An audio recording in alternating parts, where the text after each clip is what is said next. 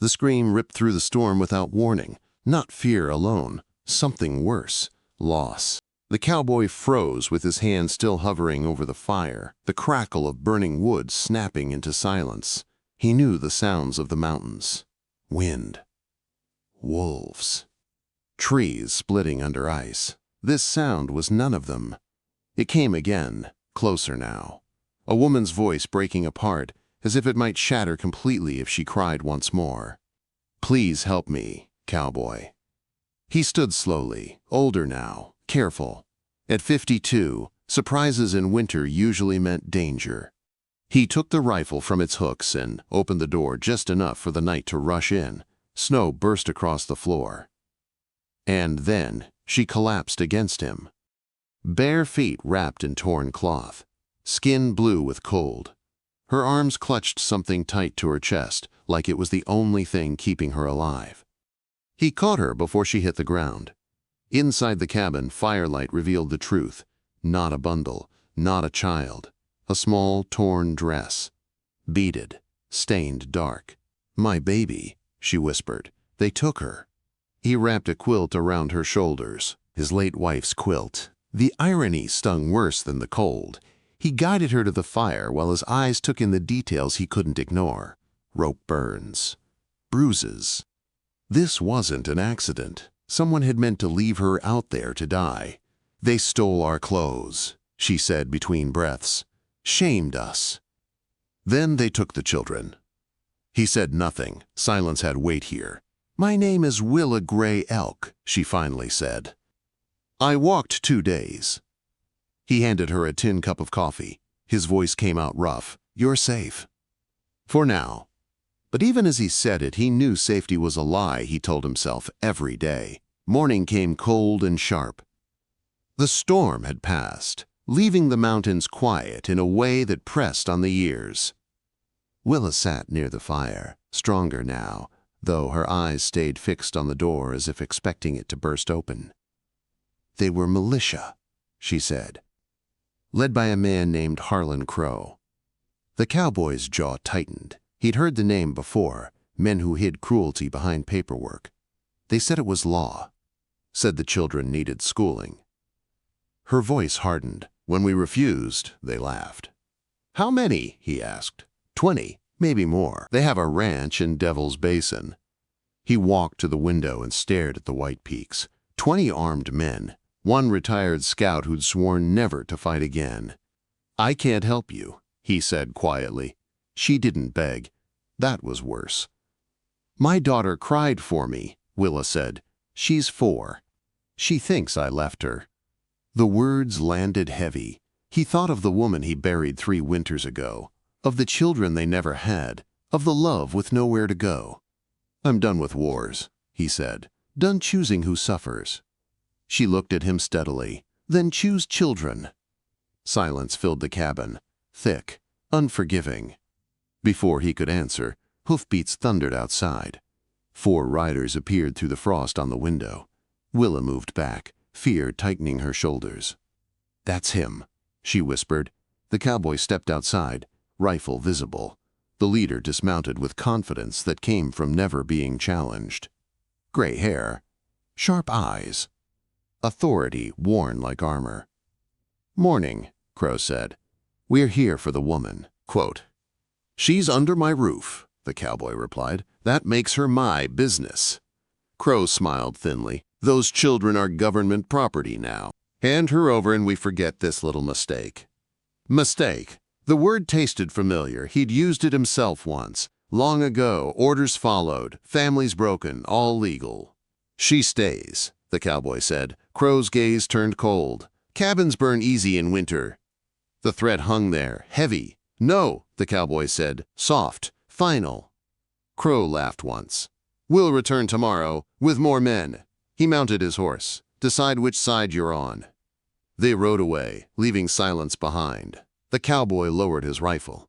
His hands shook. Not from fear, from knowing the lie was over. "We have to move," he said. "Before they come back." They rode hard through the forest, breath clouding the air. Willa told him about her daughter, about laughter like running water. about stories whispered at night. At the first farmhouse, an old friend listened with a troubled face. The law was against them. Papers signed. Orders stamped. Legal doesn't mean right, the cowboy said. By nightfall, 6 adults had gathered, all missing children, all tired of waiting. They would ride at dusk. The blizzard hit as they reached the canyon hills, forcing them into an abandoned mining shack. Wind screamed through broken boards. They huddled close to the fire. He showed her a faded photograph. A woman smiling without fear. "My wife," he said. She believed love was never wasted. Willa stitched a tear in his coat with careful hands. She sang softly while she worked, a lullaby meant to guide lost children home. Something shifted in his chest. At dawn, they saw the ranch below. Fences, guards, smoke, and children penned like livestock. "There," Willa whispered, the one in red. He raised the spyglass. A small figure stood apart, head bowed. "We go tonight," he said. But riders approached the ranch from the east. Reinforcements. Time was running out. Whatever happened next would end his running. The cowboy lay flat against the frozen ground, counting guard steps by sound alone. Boots crunched. A cough. Metal clinked against metal. Men who believed themselves untouchable always made noise. It was their first mistake. Behind him, Willa waited, still, focused, a mother sharpened by fear into something unbreakable. "When I move," he whispered, "you don't stop, no matter what you hear." She nodded once. At the far end of the ranch, the distraction began. A shouted argument, a gunshot fired into the dirt, horses rearing. Guards rushed toward the commotion exactly as planned. "Now," he breathed. They ran. The fence loomed higher up close. Rough boards. Barbed wire curled like frozen snakes. He boosted her up first. She barely made a sound. Then he followed, coat tearing on the wire. Pain barely registered. The children's bunkhouse stood dark at the edge of the compound. One guard leaned against the wall, bored. The cowboy moved behind him, fast and silent. A quick strike. The man dropped without a sound. Inside, the smell hit first. Fear. Cold. Too many bodies in one space. 12 children huddled on narrow cots, small shapes under thin blankets, eyes wide, watching. "Mama!" quote. The word broke the silence like glass. A little girl in a red dress ran forward, bare feet slapping wood. Willa fell to her knees as the child crashed into her arms, sobbing so hard her whole body shook. "I thought you left," the girl cried. "Never," Willa whispered. Not for one breath. The cowboy forced himself to move. "We have to go, now." Hands reached for him. Small fingers clung to his coat. He herded them gently, guiding, whispering. One step at a time. Then, boots sounded outside. Too many. Too fast. The door flew open. Harlan Crow stepped inside, smiling like he'd won something already. Armed men filled the doorway behind him. And with them came another face. The sheriff. The cowboy felt it before he understood it. The weight. The betrayal. "I'm sorry," the sheriff said, not meeting his eyes. "He showed me papers." "And money." Crow's gaze slid to the children. "Touching reunion, truly." Rifles lifted. The children shrank back. "Separate them," Crow ordered. "The woman goes to the barn." Willa clutched her daughter tighter. "You promised." Crow struck her hard. She went down, still holding the child until hands tore them apart. The cowboy stepped forward. "Take me instead!" Crow laughed. "Oh, I intend to." The cellar was dark. Cold stone pressed in on all sides. The door slammed shut above him, locking him inside with the ghosts he'd tried to outrun. Children screaming.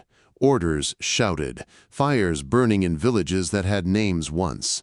He slid down the wall, breath ragged. He had failed again. Up above, a sound cut through the noise. soft, steady, singing, a lullaby. The same one Willa sang by the fire, low, unbroken. It reached places the walls couldn't. He stood, hands trembling. Fingers traced the stone until they found it. Loose mortar, crumbling beneath pressure. He worked at it slowly, tearing nails, skin scraping raw. Time stretched thin. The stone gave way. A narrow gap opened into a storage cellar beneath the main house. He didn't stop moving. Before dawn, he found Willa in the barn. Tied, bruised, alive. Her eyes widened when she saw him. "You came back," she breathed. "I never left." Quote. He cut her free, pressed a knife into her hand. "When you hear gunfire, get the children and run. Don't look back." "What about you?" "I'll make noise." The barn door creaked. The sheriff stepped inside, gun shaking in his grip. "I can't let you do this," he said. "My family needs you to be better," the cowboy said quietly. The sheriff's jaw worked. His gun lowered. "There's a trail," he said, "behind the canyon, narrow, hidden." The first shot rang out, then another. The ranch exploded into chaos. The cowboy moved through it like he remembered how. Not with rage, with purpose. Guards scattered, orders dissolved. He faced Crow in the yard as the sun broke over the canyon rim. "You can't change what you are," Crow sneered. "Maybe not," the cowboy said, "but I can choose." The shot echoed. Crow fell. By sunrise, the children were gone. Running, laughing, crying, free. Willa held her daughter, rocking, whispering promises into tangled hair. The cowboy watched from a distance. The weight on his chest felt different now, not gone, but finally shared. They did not stop running until the canyon swallowed them whole. Branches tore at coats and skin. Rocks slid under panicked feet. The children stumbled, cried, were lifted, carried, pushed forward by hands that refused to let go. Somewhere behind them, shouts rose. Rifles cracked the air. Bullets snapped through brush. "Keep moving," the cowboy said. Calm voice. Steady hands. "You're doing fine." Willa held her daughter tight, the girl's face buried against her shoulder. Every step burned, but stopping felt worse. Stopping felt like death. They reached the narrow trail just as the sun cleared the ridge. It cut sharply along the canyon wall, hidden by scrub and shadow. One wrong step meant a fall that would never end. The sheriff waited there, breathless, eyes wild. "They'll regroup," he said. "Crow's men won't scatter easy." "They don't need to," the cowboy replied. "They just need to track." The children were herded into a shallow cave tucked behind a rock face, out of sight, out of wind. He counted them, once, twice, 12, alive. Willa sank to the ground, rocking her daughter, whispering her name over and over like a prayer that might break if spoken once too softly. "We can't stay," the cowboy said. "They'll find this place by noon." "Then where?" someone asked. He looked up the canyon, steep, dangerous, empty. "Up," he said. By mid-morning, the storm returned. Snow fell hard and sudden, swallowing tracks as fast as they were made. The wind howled through the canyon like something alive and angry. It slowed them, but it also hid them. The cowboy moved ahead, breaking path, lifting children when legs failed. He gave his coat to the smallest boy, his gloves to another. His hands burned numb. Willa watched him closely, the way he checked each child, the way his eyes never stopped scanning the ridgeline. This was not a man chasing redemption. This was a man choosing it. A shot rang out behind them. Then another. The sound echoed, confusing, too close. "They're splitting up," he said, "trying to push us toward the ridge." The canyon narrowed ahead. No cover, no escape. "We have to separate," he said. "They'll follow me." Willa's head snapped up. "No." "I'm faster alone," he said, "and louder." She shook her head hard. "I won't leave you." He met her gaze. "I need you to choose the children." The words cut deep, but she knew their truth. She pulled her daughter closer. "Come back," she said simply.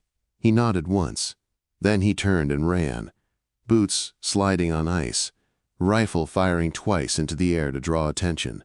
Shouts followed. He disappeared into the white. Hours passed. The storm thickened. Snow erased time. The children huddled together, wrapped in borrowed coats and fear.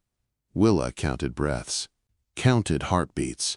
She sang, soft, steady, the lullaby again.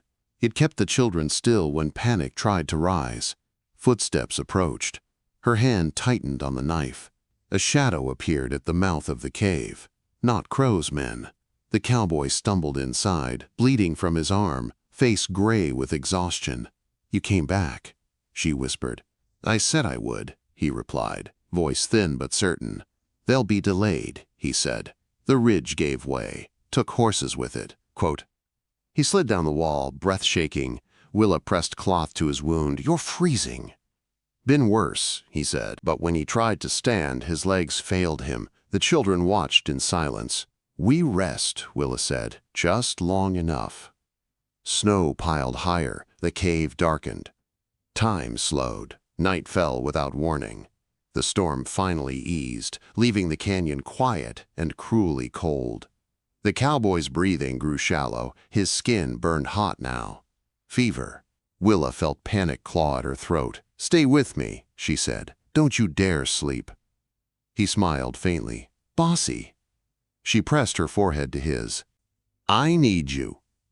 The words surprised them both. Footsteps echoed outside. Different this time. Careful, measured. Willa stiffened. A lantern glow crept across the cave wall. Harlan Crow's voice followed. "There you are." The man stepped into view, coat dusted with snow, eyes bright with triumph. Two men flanked him, rifles raised. "Touching," Crow said. "All this trouble for children who won't remember your names." Willa stood, knife ready. Crow gestured with his gun. "Hand them over. I'll let you walk." The cowboy pushed himself upright, swaying. "You don't get to decide that." Crow laughed. "You're bleeding, frozen." Outnumbered. The children pressed back, fear sharp and silent. Willa's daughter clutched her leg. "Mama." Willa looked down at her, then back at Crow. "No," she said. Crow's smile vanished. "Then you all die here." The rifle lifted, and from behind Crow a voice cut through the cold. "Drop it." The sheriff stepped into the cave, gun steady, eyes clear for the first time in years. Behind him, more shapes emerged from the dark. Neighbors, parents. Crow turned too late. The shot rang out. Crow fell backward into the snow, stunned but alive. Silence followed. Long. Heavy. The cowboy sagged against the wall. Willa caught him. "You're safe," she whispered. But as his eyes closed, she wasn't sure that was true. Not yet. Snow creaked under boots as the sheriff and the others secured Crow's men. Rifles were taken, hands were tied, no one spoke. The children watched with wide eyes, trying to understand how fear could loosen its grip so quickly and still leave marks behind. Willa knelt beside the cowboy, her hands slick with blood. His breath came shallow, too fast. Fever burned beneath his skin. "He needs shelter," she said. "Now." The sheriff nodded. "There's an old trapper's cabin 2 miles east, still standing." 2 miles felt like 20. They moved carefully, slow, quiet. The children were passed from arm to arm when legs failed. The cowboy was lifted onto a makeshift sled, pulled by 2 men who had lost sons of their own. He drifted in and out of consciousness, faces blurred. Snow turned to ash. The past crept close. He dreamed of fire. Not the warm kind. The kind that erased names. He heard children crying in a language he pretended not to understand. He saw uniforms, orders, smoke curling into a sky that did not care. "You looked away," a voice said. He tried to answer, but the words stuck. Then another sound reached him. Softer, steadier. Singing. The lullaby again. It cut through the dream like a rope thrown into deep water. He held on. The cabin was barely more than a box of wood and memory, but it stood against the wind. A fire was lit, wet clothes stripped away, wounds cleaned. Willa worked without pause, her hands firm, her jaw set. "Stay," she whispered, as if saying it often enough might make it true. By morning the fever broke. He woke to the smell of broth and the sound of children breathing in sleep. Sunlight crept through a cracked window, warming his face. For a moment he didn't move, afraid the moment might vanish if he did. Willa sat nearby, exhaustion carved into her features. "You scared me," she said. "Good," he replied weakly. "Means you care." She looked away, blinking fast. Crow survived. Barely. The sheriff stood watch over him, waiting for federal men who would come asking questions no one wanted to answer. Papers would change hands. Stories would shift. But the children would not be returned. That mattered more. The journey back took days. Slow. Careful. The mountains softened as they descended. Snow thinned. Pine gave way to open land. At the edge of town, people waited. Mothers, fathers, grandparents. Reunions were loud.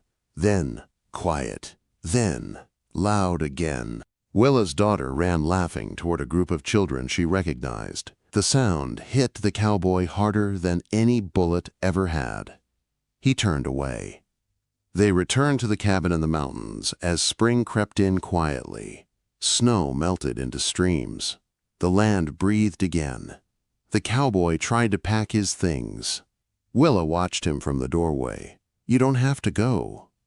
He paused. "I don't know how to stay." She stepped closer. "Neither did I learned." The cabin filled with small changes, extra blankets, laughter where silence used to live, footprints that didn't fade. One evening he sat outside carving a small horse from scrap wood. Willa's daughter watched, chin on her knees. "Can it run?" she asked. He smiled. "If you believe hard enough." She nodded, satisfied. That night he stood before the grave marker he'd carved years ago. His wife's name caught the moonlight. "I didn't forget you," he said quietly.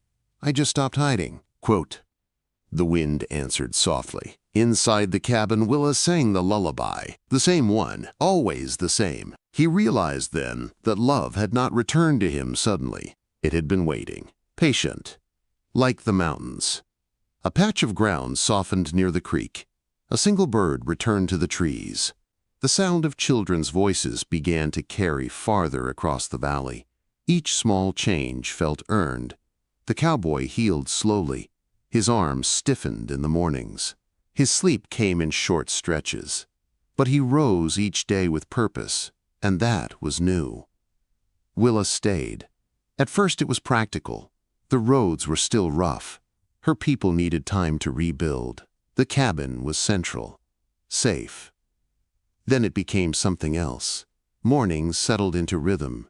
He fetched water. She cooked what they had. The child, now laughing more than crying, followed him everywhere, asking questions that had no easy answers. "Why do mountains stay still?" "So we have something to lean on," he said once. She liked that. One afternoon, riders appeared at the edge of the trees. The cowboy's hand went to his rifle out of habit. His body remembered danger even when the world tried to soften. It was the sheriff. Alone. "They took Crow east," he said. "Federal court. He'll answer for some of it." "Some," the cowboy repeated. The sheriff nodded. "That's how it goes." He hesitated. "You could come back to town." "Folks would welcome you." The cowboy looked at the cabin, at Willa, kneeling in the dirt, teaching her daughter how to press seeds into the soil. "I'm where I need to be," he said. The sheriff smiled once. "Then I'm glad." That night, the storm returned. Not snow this time. Rain, heavy, relentless. Thunder rolled across the peaks. The child woke, crying, fear sharp and sudden. Willa held her, whispering. The cowboy stood useless in the doorway, memories flooding back. He hated storms. Always had. "Stay," Willa said, reaching for him. He sat. The child's breathing slowed. Her small hand found his sleeve and stayed there. Something settled in his chest. Weeks passed. The garden grew. Green pushed through brown. Life insisted. One evening, Willa spoke what had been waiting between them. "I don't know what comes next," she said. He nodded. "Neither do I." Silence stretched, not empty, full. "I lost my husband," she continued. "I won't lose another home." He met her gaze. "I won't run again." They did not touch. They didn't need to. Trouble tried once more. 3 men rode in from the south, claiming authority. Papers waved. Voices raised. The cowboy stood on the porch, calm as stone. "No," he said, "you're not taking anyone." They saw the way he stood, the way the land seemed to hold him up. They left. Sometimes courage was quiet. At dusk, the child brought him the wooden horse he'd carved. "It needs a name," she said seriously. He thought for a long moment. "Runner." She shook her head. "Hope." He smiled. "That's better." Willa watched from the doorway, eyes soft. "You taught her that," she said. "Maybe she taught me," he replied. Later, as stars filled the sky, Willa stepped beside him. "You changed," she said. "So did you." She looked out over the land. "This place needs us." He nodded. "And I need it." Their shoulders touched, just barely, enough. The mountains held their silence, and for the first time, it felt like blessing. The snow retreated higher into the peaks. Wildflowers claimed the hillsides in small bursts of color. The creek near the cabin ran clear and steady, carrying away what winter had left behind. The cowboy rose before dawn out of habit. But now, he stayed awake for different reasons. Inside the cabin, life breathed. The child slept, curled beneath a quilt too big for her. One hand wrapped around the wooden horse named Hope. Willa moved softly at the table, grinding dried herbs, her presence as natural as the firelight. This was not the life he had imagined once. It was better. Word traveled slowly in the mountains, but it traveled. Other families came. Some stayed a night, some stayed longer. Children learned the trail to the cabin by heart. Laughter returned to places that had forgotten its sound. The cabin became a place of gathering, of stories, of food shared without counting portions. The cowboy watched it happen with quiet wonder. He fixed fences, patched roofs, carved toys from scrap wood. His hands, once trained for destruction, learned patience. Willa watched him closely. "You don't flinch anymore," she said one evening. "I still do," he answered. "Just not from the past." The past tried once more to knock. A federal wagon arrived near the end of summer. 2 men, clean coats, official words. They spoke of relocation, of schools, of policy. The cowboy listened. Let them finish. Then he spoke. "These families stay. The children stay. If you want to change that, you'll need more than paper." The men looked around, at the land, at the people who stood behind him. They left, this time for good. That night, a fire burned outside the cabin. Not for warmth, for celebration. Food was passed, stories shared, old wounds named without shame. Willa stood and sang. Not the lullaby this time. A song of endurance, of roots, of paths that bend but do not break. The cowboy listened from the edge of the firelight, heart full and aching in a way that no longer frightened him. The child climbed into his lap without asking. "Stay forever," she said sleepily. He kissed her hair. "That's the plan." Later, when the fire died down and stars filled the sky, Willa joined him on the porch. "You're quiet," she said. "I'm listening," he replied. "To what?" "To the life I almost missed." She leaned against him. The contact was gentle, certain. "You saved us," she said softly. He shook his head. "You found me. That's different." They stood like that for a long while. No rush, no fear. Autumn came next. Gold and red swept through the valley. The air sharpened. One morning, the cowboy carved a second marker from cedar. He placed it beside the first.